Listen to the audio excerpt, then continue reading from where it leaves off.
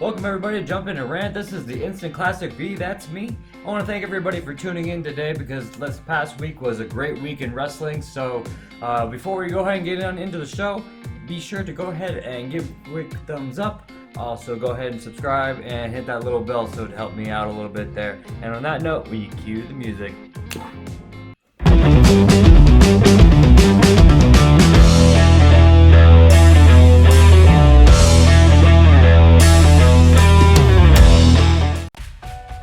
And we're in the second edition of What's Up Champ because there's some good stuff happening with all the champions.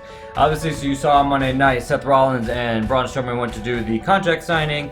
Don't know why they wanted to do the contract signing, but we all saw AJ Styles pop up with the club, or the OC, whatever you want to call them. The original club that started it all. They keep on going, whatever.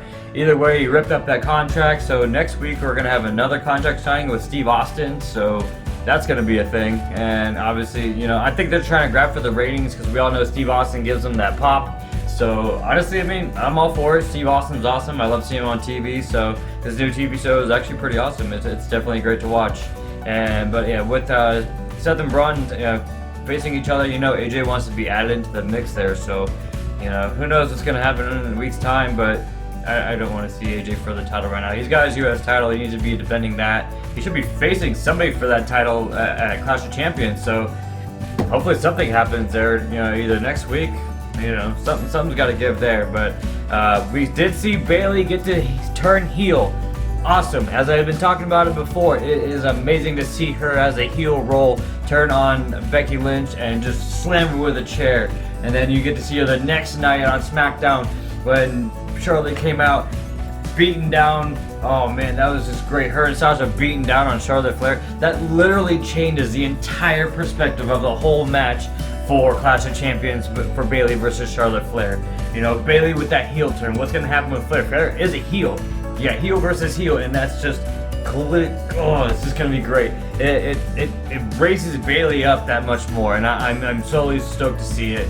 It's great to see Bayley finally getting that heel turn, and I knew it was going to happen. I've talked about it before, but honestly, it's going to be the best thing for her career, and her and Sasha as heels teaming up. So who knows? I mean, if Bayley's going to help Sasha out to win the title, and then if Sasha's going to return the favor and help Bayley out to get the title, then, you know, both of those two, the Boston Hug Connection, whatever they want to call themselves, you know, both having the titles, that would actually be pretty awesome. I mean, honestly, Clash of Champions is setting up to be a very good pay-per-view. I'm definitely looking forward to watching it. You know, The Miz versus Shinsuke Nakamura, I am looking forward to seeing that match. I kind of hope The Miz comes down with somebody to, maybe the B team comes and helps him out and takes out Sami Zayn, because we know Sami's gonna get in there somewhere. And if I have to hear Sami Zayn during that match, I'm just gonna skip the match because I do not want to hear him yapping his mouth like Leo Rush with Bobby Lashley. That's not something we want to watch. That's something we want to see. Sami's just annoying. I know that's what a heel is supposed to be, but honestly, and this is saying a lot, I'd rather watch Baron Corbin than having to listen to Sami Zayn, and that's a whole nother situation right there in its own. But we got to see on SmackDown, Kofi got beat up by the Revival and Orton yet again, and Revival's that's a whole nother segment. We'll get into that later. But we get to see the same boring stuff with Randy and Kofi, and I really hope it just comes to an end.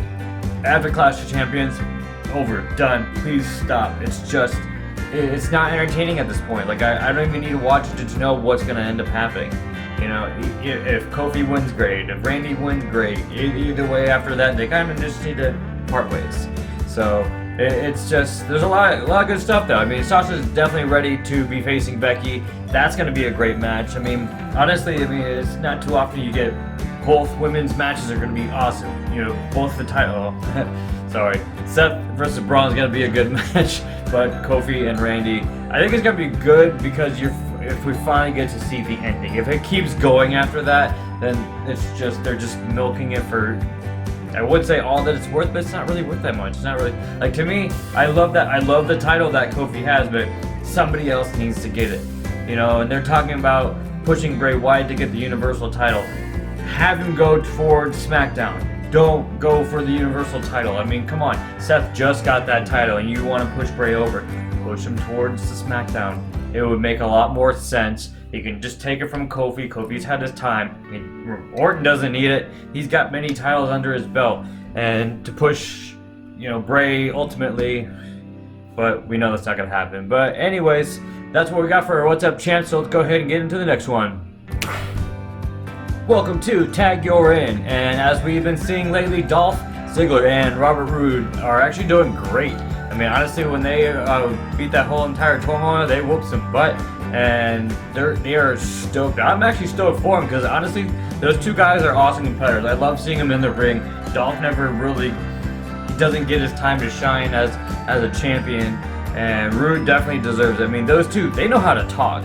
I mean, if you ever watch their promos, even in TNA, I mean, Roode was awesome, immaculate on the mic. His skills were just top notch. So, those two kind of together, they know how to perform very well. They will dominate the tag team roster, and if they get those Raw tag team titles, I'm almost 100% safe to say that they will get those titles, and it only makes sense. I mean, if those two are gonna if they lose and Seth and Braun still. That's just a disaster right there in its own. So I'm definitely rooting for Roode and Dolph Ziggler to get the titles from Braun and Seth, so they can focus on their own and they can move on. And then whoever faces Dolph and Roode next is what it is.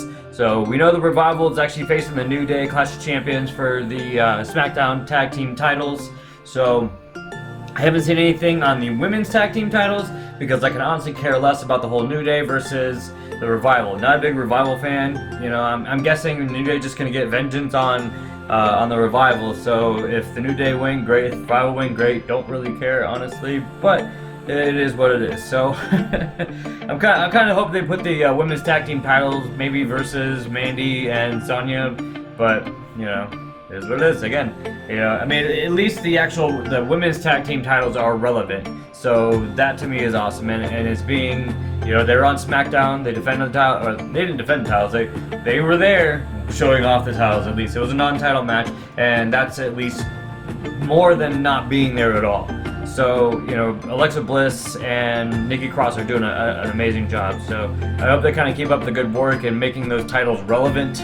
As opposed to the Iconics. I mean, that's the only place you really see the Iconics right now is on Instagram, and you just see Peyton Royce off with Shawn Spears. So, that is what it is, and maybe the women's tag team division needs a few more tag teams. Not just a couple of people that they put together. I mean, that usually is how that happens, but maybe make some better teams. I mean, Asuka and Kairi Sane, I don't know what the hell's going on with them, but something needs to happen where they need to kind of maybe interfere or take them out somewhere. Something needs to happen. They need to create some controversy, develop a good storyline out of the women's titles, or women's tag team titles, because the women's titles already do have great storylines going. So it's definitely gonna be interesting to see what happens at Clash of Champions, and I am definitely looking forward to all the other matches. Tag teams, not so much, except for maybe like Dolph and Roode. So other than that, let's go on and get into the next segment. Welcome to the second edition of Alternate Universe. And if you haven't been paying attention to the King of the Ring, I'll go ahead and keep you updated here. Ricochet versus Joe versus Corbin is going to be the next match for next week, and then Elias versus Chad Gable. And honestly, with Ricochet versus Joe and Corbin, that's actually going to be a good match. As long as anybody but Corbin wins, we'll be alright. And Elias versus Chad Gable, I'm all for it. Chad Gable's actually done a great job. He beat Andrade. I honestly, I saw Chad Gable going in there. I mean, you saw him beat Benjamin, and that kind of threw him off. I was like, all right, cool. Chad Gable goes forward, and then he goes off and beats Andrade. Didn't see that happening again. I think they're doing just making fun of Chad Gable because he's short bit, but he's kind of like the underdog. That's why they're making fun of his height. But he's a buff guy. Like, he's gotten in top form. He's done a lot. He's cut his hair. I think he's just trying to shine as a better star. And by all means, I love seeing somebody get risen up. If you look at it, Ricochet's still going up there, but his name is there. Joe doesn't really need to be King of the Ring. Corbin doesn't need to be King of the Ring. Elias, he's still kind of rising, so you can throw him in there. Chad Gable will be the ultimate underdog to become the King of the Ring. You know, everyone thought it would have been Ali. I think because Ali does a lot of good self-promotion, especially all over social media. So he does a great job at pushing himself. So I see him all over Instagram. But I mean, with Chad Gable, I didn't really see a lot of self-promotion. So him being that underdog would actually make a lot of sense, and it'd be great to see like a new face rising. I mean, I liked him before. I was hoping that he would break out because he is amazing in the ring. If you haven't seen some of his matches, like watch his in-ring capability. It's great, you know. And maybe giving him the King of the Ring will give him that push to bring him up and be a nice little rising star. So I'm all for it. I mean, you know, in the Ricochet versus Joe versus Corbin. Honestly, if you have Joe win and then Gable beat Elias. Joe versus Gable, and then, you know, Gable actually beating Joe, that would be awesome. Gable versus Ricochet, two great competitors. Those two would be awesome in the ring. I would not want to see Corbin versus Gable. You're just kind of like, it's like, I mean, ultimately, if you saw the very first King of the Ring where Bret Hart was facing Bam Bam Bigelow, Bam Bam Bigelow didn't have a second opponent, and Bret Hart did.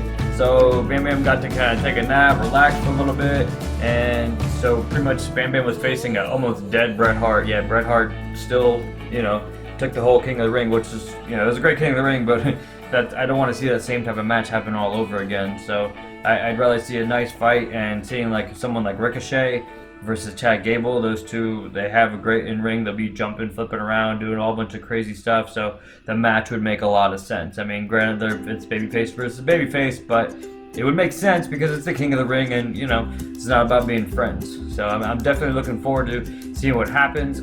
Me personally, I'm hoping for Chad Gable. In the mix, they do put Corbin as a King of the Ring or Elias. It will be horrible, and maybe who knows what's gonna happen from there. I mean, honestly, if they kill Corbin's character, bring him back to the lone wolf and long hair, but I don't see that happening. I mean, right now he's wearing a tank top that looks like a woman's tank top. He looks stupid. I think no matter what Corbin does, he just looks retarded, and then he opens his mouth, and it just, you know, the two go together. So Corbin's one of those guys, man. Maybe make a tag team out of Baron Corbin and Sami Zayn and call them the Annoying Two or the Annoying Duo. Something funny around that aspect. So appreciate y'all tuning in. Go ahead and wait for the next one. Welcome everybody to Focal Point, and all the update on Roman Reigns situation. That storyline keeps on going, and it's actually doing a very good job at it. They keep it, you know, progressing. This past Sunday, the past Smackdown on Tuesday was actually really good. I mean, Roman Reigns got his ass beat by Rowan, and then you see Daniel Bryan coming out. You know, it's between the three of them. I'm not sure if they're trying to make it like that's a work between Daniel Bryan and Rowan, but I think maybe they might be turning Bryan back as a baby face. Who knows? Either way, I mean, Rowan, I think they're trying to give him a nice little push so he just doesn't look like just somebody's lackey or somebody's, you know, their muscle. But I mean, he's doing a good job. I mean, they're giving him that nice little push. You saw Daniel Bryan get slammed through the tables, so Rowan's trying to stand out on his own, so he kind of gets away from being that tag team partner type of guy, and it makes sense. You know, why not? You know, he's a big dude. I mean, he looks kind of funny. He could actually fit right in with the Viking Raiders, Warriors, however you want to call them. You know, those guys would be awesome with him. That'd be a nice little faction right there. You can get Luke Harper, dress him up the same way. It'd be like the ultimate 300 faction. So honestly, it's still a good storyline, and I know he gets his retribution at Clash of Champions to get Roman Reigns versus Rowan. So I kind of hope that those two will have a really good fight. I mean, those two, they're two big guys, they're a lot of muscles, so it'll actually be a pretty good match. I'm definitely looking forward to watching it. So let me know in the comments below if that's a match you're actually looking forward to. Let me know what matches you are looking forward to. Who do you think is going to win? Maybe your predictions. Go ahead and throw them in the comments there. Before I go, I appreciate everybody for tuning in. Go ahead, don't forget to hit that thumbs up button. Go ahead and subscribe and click that little bell to go ahead and help me out there. So I appreciate everyone for tuning in. Tune in next week, next Thursday, same time every week. Y'all have a great one. Thanks for tuning in to Jump In and Rant.